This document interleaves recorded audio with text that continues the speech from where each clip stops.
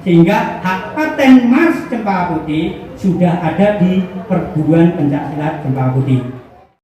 Yang masih ragu-ragu kalau saya dengar saya nggak ikut A, saya nggak ikut B. Oh, satu lagi saya tambahkan bahwa dulu saya pernah mendengar ada beberapa orang yang menghendaki berdirinya organisasi. Organisasi itu nggak ada di dalam Menkumham, itu nggak ada. Jadi seluruh baik itu perguruan, organisasi dan lain-lain itu masuknya ke perkumpulan.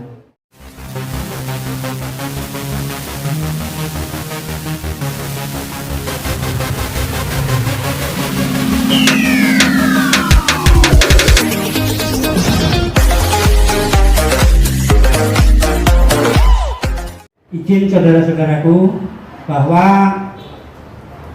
nanti main mapping pemetaan otak, pemetaan cara kita berpikir, coba saya pelan-pelan akan ajak di zona-zona tertentu. Pada akhirnya kita bisa mendapatkan kesimpulan. Yang pertama tentang hierarki kepengurusan perguruan pencaksilat Cempaka Putih. Ini sebagai dasar kita dulu, yaitu nanti simpulkan sendiri ya. Yaitu tahun berapa guru besar mencari ilmu sebagai bekalnya mendirikan perguruan. Ini hanya beliau yang tahu. Jadi jangan pernah kita mereka-reka bahwa beliau itu belajar kemana. Itu beliau yang tahu. Tahu kita bahwa guru besar melahirkan perguruan yang namanya Perguruan Pencaksilat Cempaka Putih itu tahun 74. Clear ya? Clear ya?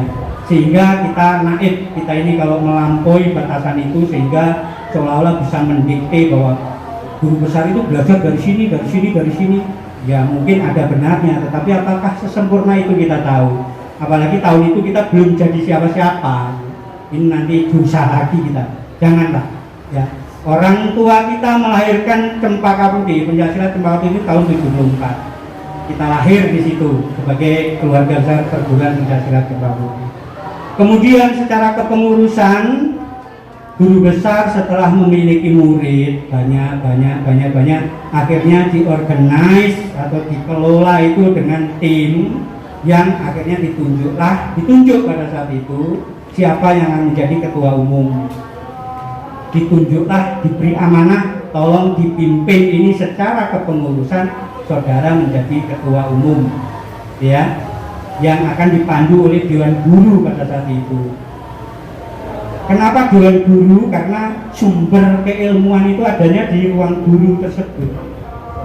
Mbah Man sebagai guru besar itu dulu mempunyai ilmu, ada murid datang atau diajak itu persoalan lain, yang jelas sedang menuntut ilmu atau mencari ilmu yang dimiliki oleh mendiang guru besar. Di ruang guru inilah terus ditularkan apa yang dimiliki oleh perguruan pencaksilat Cempaka Putih ini. Lahirlah terus menerus muncul ketua umum pertama. Ketua umum pertama sudah berhasil melahirkan pemimpin berikutnya, diberi amanah untuk menjadi ketua umum berikutnya. Ada serah terima di sana, dokumennya ada di tangan saya. Ya. Kemudian berikutnya lagi sudah lahir lagi generasi untuk mampu menindaklanjuti kepengurusan ini, muncul pengurus berikutnya dan seterusnya. Pendek cerita, ditunjuknya ketua umum, diberi amanah itu berakhir pada era kepemimpinannya Dik Suryo Margono. Lalu setelah Pak Suryo Margono ini menjadi ketua umum, akhirnya di saat itulah pertama kali ketua umum ini dilakukan pemilihan melalui Rapimnas seperti itu. Ketika terjadi pemilihan, terpilihlah ketua umum berikutnya yang namanya Joko Suryono. Sehingga dalam sejarah seperti di Indonesia juga presiden yang dipilih pertama kali oleh rakyat Indonesia itu ada, sebelumnya dulu oleh DPR ya. Nah, ini di Cempaka Putih juga demikian. Pemilihan ketua umum secara langsung oleh para pemilik suara yang diwakili oleh ketua cabang dan daerah itu terjadi di eranya Mas Joko Suryono. Pada saat terpilih Mas Joko Suryono, ada serah terima jabatan dari Pak Suryo kepada Mas Joko. Dokumennya ada di saya. Setelah Pak Joko memimpin, atas pengabdiannya Pak Suryo diamanahi oleh Dewan Guru, direkrut menjadi pembina. Ada SK-nya, tanda tangan dan dijalankan fungsi itu, dokumen ada di saya hari ini. Kemudian setelah berjalan itu sampai hari ini Pak Joko memimpin perguruan pencaksilat Cempaka Putih. Nah, dalam perjalanan ini sampai detik ini tidak ada ceritanya bahwa Cempaka Putih itu terbelah atau dualisme, nggak ada. Kalau ada yang mengaku-ngaku sebagai ketua umum hal yang lain ya silakan saja. Saya juga ketua umum, saya ini ketua umum Forum Komunikasi Komite Provinsi Jawa Barat, itu ketuanya saya. Ini kalau muncul ketua umum yang lain silakan saja. Tetapi kalau ketua umum perguruan pencaksilat Cempaka Putih, baik dokumen. Kalau pengakuan saya nggak mau mengklaim, itu silahkan saja ngaku-ngaku. Tapi kalau baik dokumen, estafetnya seperti itu. Hari ini Mas Joko, clear ya? Oke, itu dari menjawab sepintas tentang dualisme, nggak ada. Ya. Satu itu kita kotak dulu. Kemudian sampai detik ini, kalau hari ini tadi saya dengar di Jawa Timur ini ada 21 cabang. 21 cabang di Jawa Timur yang hari ini sebagian besar hadir di sini. Narasinya yang dibangun adalah kalau ada cabang itu pasti punya pusat. Setuju ya? Kalau mengaku saudara sebagai ketua cabang, saudara pasti punya pusat dan ada SK-nya. SK yang terakhir hari ini diserahkan kepada ketua cabang. Mana? Pacitan sama Blitar. Sehingga Pacitan sama Blitar itu mulai hari ini memegang amanah sebagai ketua cabang di wilayah masing-masing. Ketua cabang ini pusatmu mana? Jelas. Oke ya? Jadi siapapun yang mengaku cabang pasti punya pusat. Nah, pusatmu mana? Ini harus clear. Dan seterusnya. Oke, itu satu peta lagi. Kemudian peta kedua tentang dokumen Cempaka Putih, perguruan pencaksilat Cempaka Putih. Kelinderan itu terlupakan lah kira-kira ya, lengah. Kelinderannya kepengurusan Cempaka Putih di era sebelum Mas Joko adalah legalitas formal itu hanya nyampe ke lokal, wilayah, belum sampai ke negara. Sehingga akte notaris itu notaris lokal. Pada era kepemimpinannya Mas Joko ini, akhirnya dilakukan legalitas atas amanah guru besar, waktu itu disampaikan ke saya, untuk dilegalkan secara nasional. Ya. Alhamdulillah ketika kita sedang menyiapkan legalitas ke sana, tiba-tiba ada yang mendaftarkan hal-hal yang dimiliki oleh Cempaka Putih. Di antaranya logo, ada yang mendaftarkan pribadi yang mendaftarkan. Kemudian ada mars didaftarkan pribadi. Pada proses pendaftaran itu, Menkumham ini terbuka. Kalau saudara-saudara semuanya hari ini mendaftar hak paten atau hak cipta atau hak merek apapun, sistem dibuka, siapapun boleh daftar. Nah, ketika daftar itu seluruh kolom Menkumham tidak pernah memverifikasi apakah kolom ini diisi dengan benar atau tidak. Itu nggak ada verifikasinya nanti. Sehingga ketika seluruh kolom terisi, terdaftarlah sebagai pendaftar hak merek, hak cipta, hak paten dan seterusnya. Nah, setelah ada pendaftaran, dipublikasikan sekitar 1,5 bulan dipublikasikan.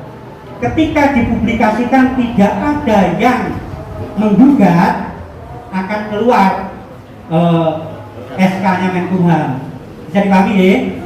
Akan menggugat. Ketika kita tahu Cempaka Putih ada yang mendaftarkan, akhirnya kita lakukan gugatan. Setelah kita lakukan gugatan terhadap logo, akhirnya kita daftar nggak bisa waktu itu, nggak bisa karena sudah ada yang daftar. Bisanya bagaimana daftar? Gugat dulu. Gugatannya diterima kalau dasar gugatannya itu layak untuk dipertimbangkan. Alhamdulillah gugatan kita diterima. Ini khusus logo nih. Gugatan kita diterima sehingga ketika gugatan diterima, permohonan pertama tadi bertahan di sana, kita gugat. Setelah kita gugat, gugatan diterima, kita baru bisa daftar. Nah, kita daftar. Sehingga posisinya hari ini yang mendaftarkan logo, khusus logo, itu ada 2. Yang satu pribadi, yang satu perguruan. Posisinya masih dalam kancah gugatan. Biar itu bertahan. Merek, ini maksudnya hak merek. Hak merek itu agak lama memang, sekitar 3 tahunan itu. Ya. Terus kemudian dari situ apa yang dilakukan oleh perguruan? Ini saya harus sampaikan secara taktis, secara pelan-pelan agar bisa ditangkap secara utuh.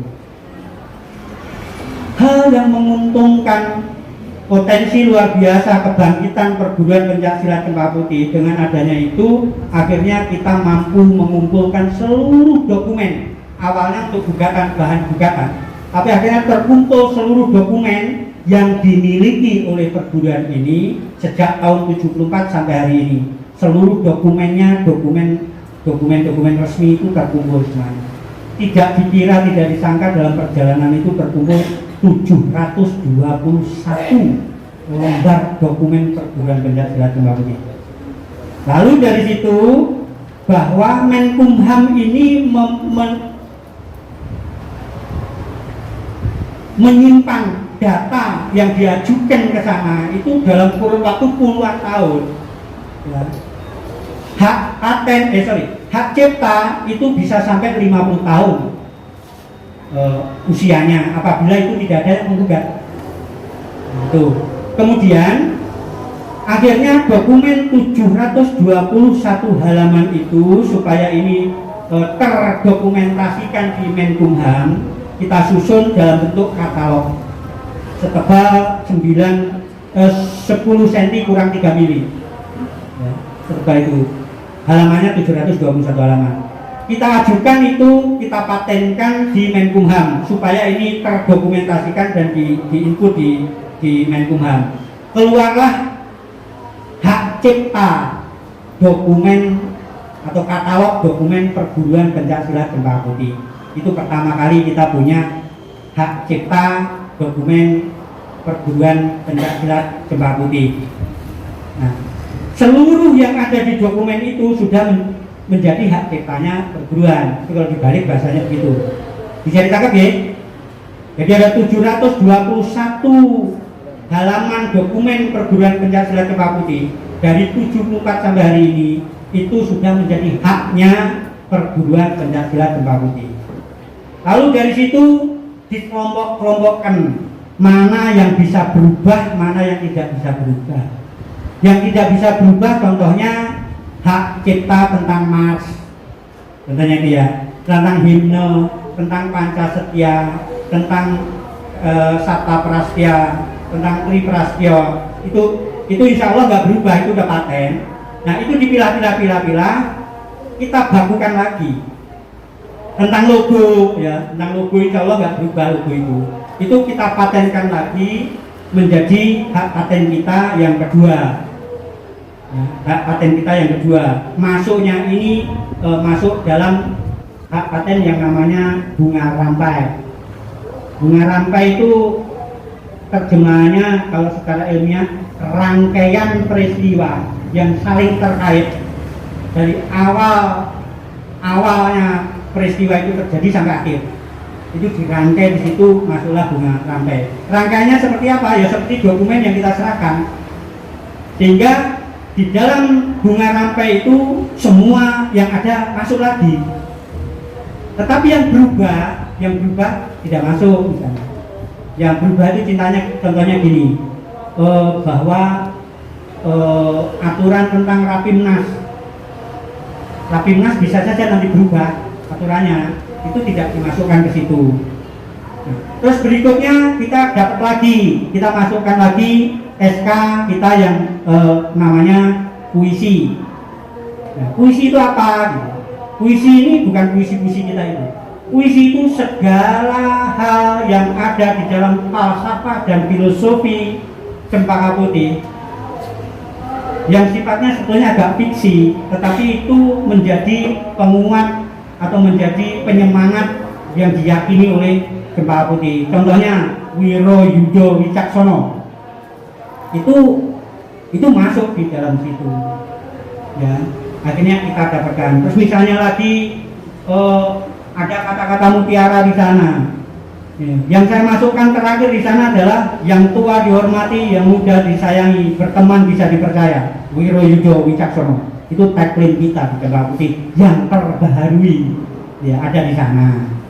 Nah, kemudian berikutnya lagi keluar lagi SK lagi tentang anggaran dasar. Ya, kita dapat hak cipta tentang anggaran dasar perguruan pencaksilat Cempaka Putih. Sekian bab, sekian pasal yang mencantumkan tentang perguruan pencaksilat Cempaka Putih ini diatur dalam anggaran dasar. Anggaran dasar kenapa kita patenkan?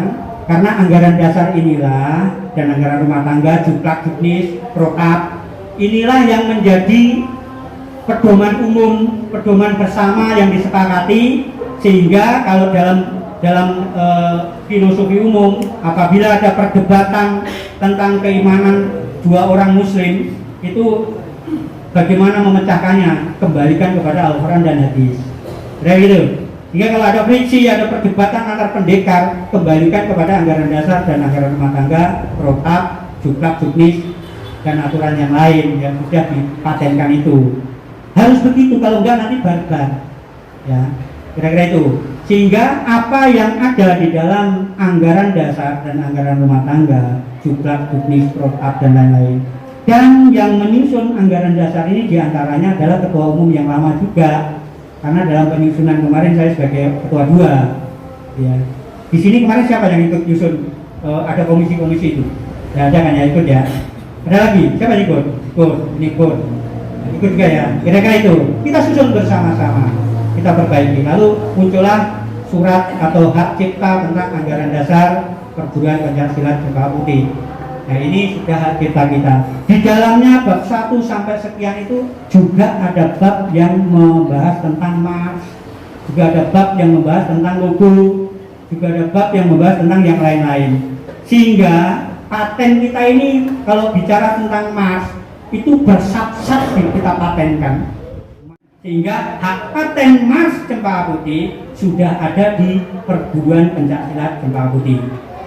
Tentang munculnya yang lain-lain saya nggak paham itu karangan siapa. Kalau itu karangan orang lain lagi, ya monggo saja. Tapi kalau itu karangan Geni Sutadi, saya punya dokumen. Ya, saya bisa juga menggugat bahwa Anda mengambil orang lain. hak ciptanya orang lain. Kemudian tentang jurus. Jurus itu saudara-saudara hari ini saya ajak untuk menggunakan akal sehat. Karena saudara-saudara akan menjadi teladan bagi generasi, bagi putra-putri, bagi yang didik dan seterusnya. Jurus itu di mana-mana itu pasti dilegalkan, disimpulkan, disepakati menjadi jurus itu di ruang Dewan Guru. Boleh jadi itu disempurnakan bareng, tapi akhirnya disepakati ini menjadi jurus itu di Dewan Guru, dok sebagai jurus. Pada akhirnya kesimpulan akhir jurus itu dari mana? Dari ruang guru. Kumpulan dari pelatih boleh saja, tetapi kalau jurus awal-awalnya ya dari pendiri lah, kira-kira gitu. Perkembangannya terserah. Sehingga itu dari ruang guru.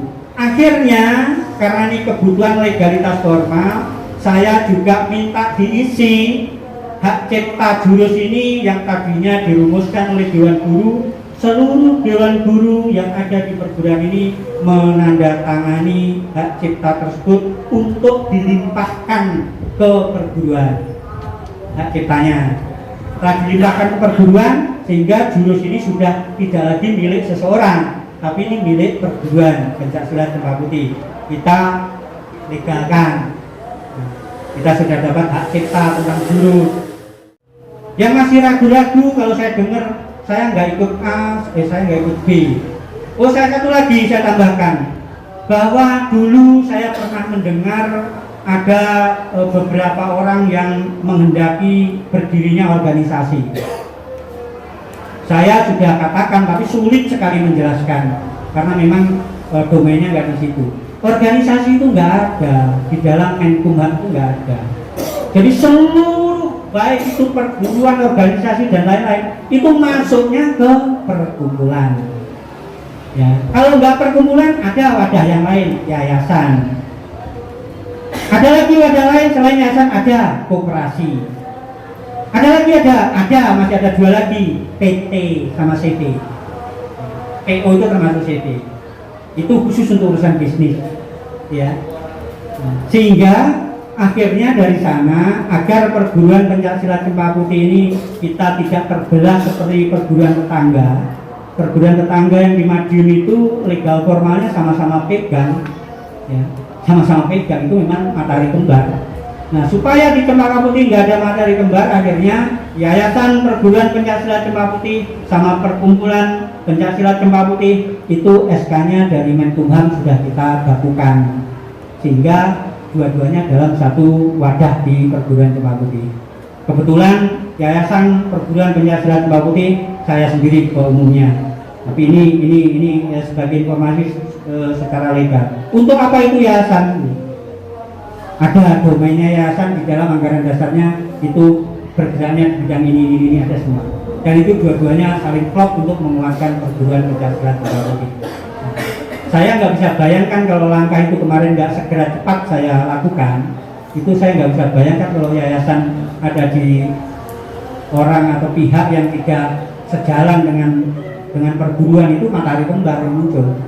Dua-duanya sah, dan dua-duanya mempunyai kewenangan untuk mengelola perguruan ini.